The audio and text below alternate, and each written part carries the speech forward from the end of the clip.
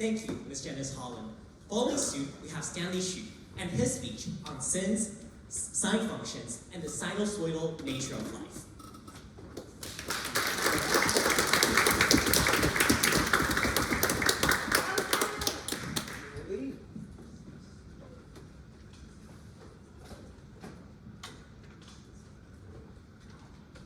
Ms. Holland just told us to go get it.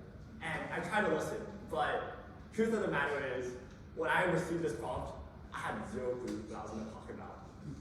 So I did what SAS taught me to do best. Search the prompt on Google, click on the first link that pops up, and YOLO from there. Now, across my scramble, across online ideas that would hopefully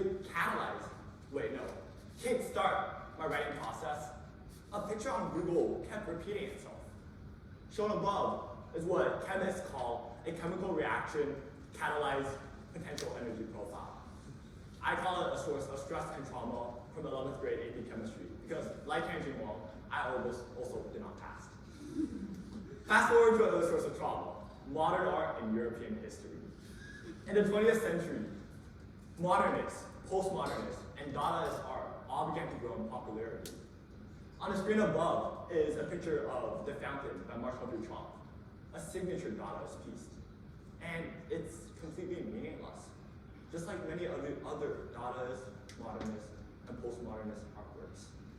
However, the themes of such illustrations were still applied to individual human life. In the same way that a 20th century artist will analyze art, I'll dissect the attributes of a chemical graph to illustrate the similar nature between one's life and chemical compounds. As per the theme, I thought I should somehow quantify this generic notion of life, and I decided upon a sinusoidal wave function. When an individual's life is separated into segments, the most noticeable attributes are the successes and the failures. One's identities, attributes, and destinies are consequentially a result of the highs and lows of a lifetime and a reflection of the sins and virtues.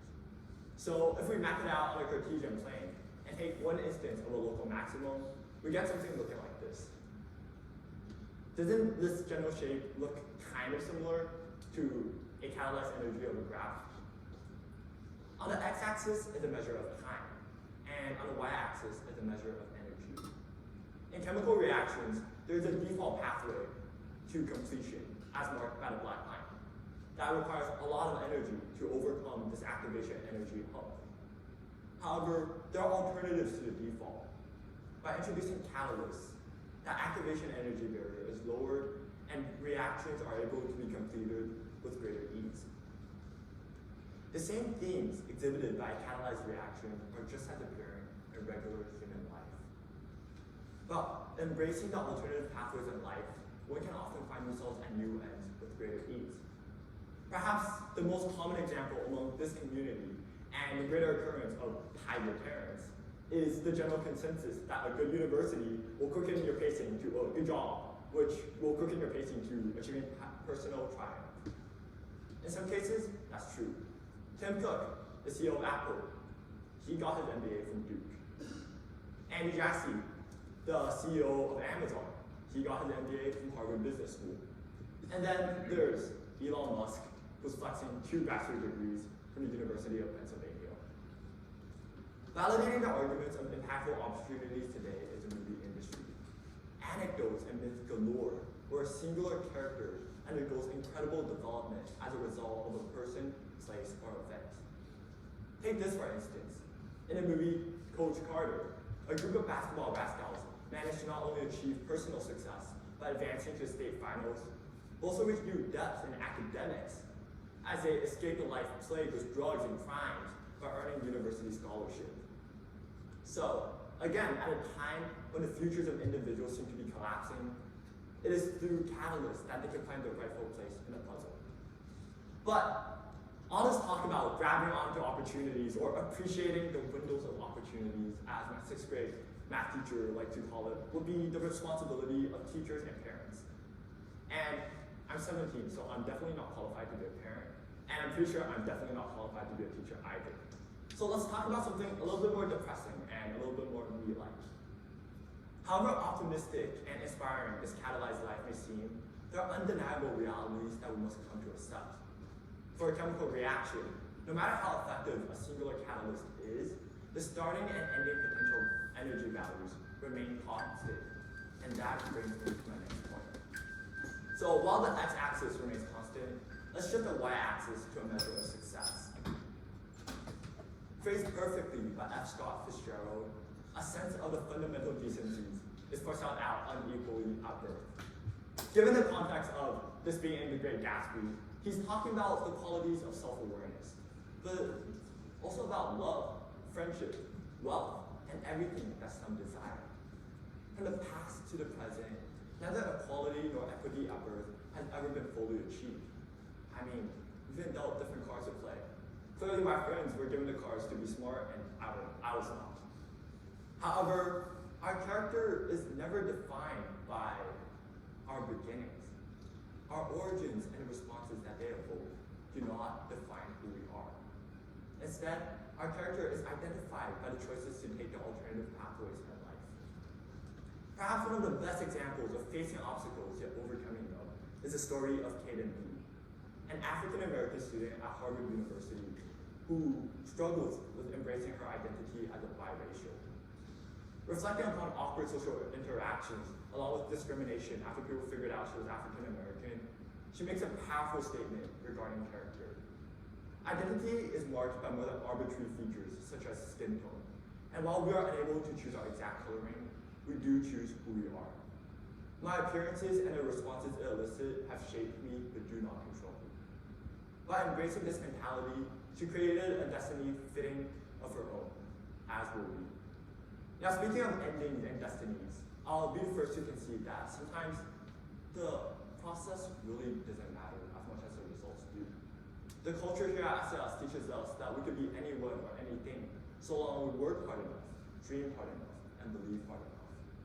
But even then, not all of us are bound to be your next Great Gatsby or Chris Gardner, the icons of the American dream. We could be offered these windows of opportunity, but we feel like we're just not meant to be that special someone. We feel like we're a piece of the puzzle that's meant to fit just there, not anywhere. And finally, like chemicals, nothing changes where we end. Although this sounds incredibly depressing, it's about how we look towards our future. Firstly, to measure success by qualitative values such as exceeding or meeting standards is quite absurd. And secondly, if we to measure success by quantitative values, the value of the correlation coefficient between social economic standings and the typical definition of success would be practically zero.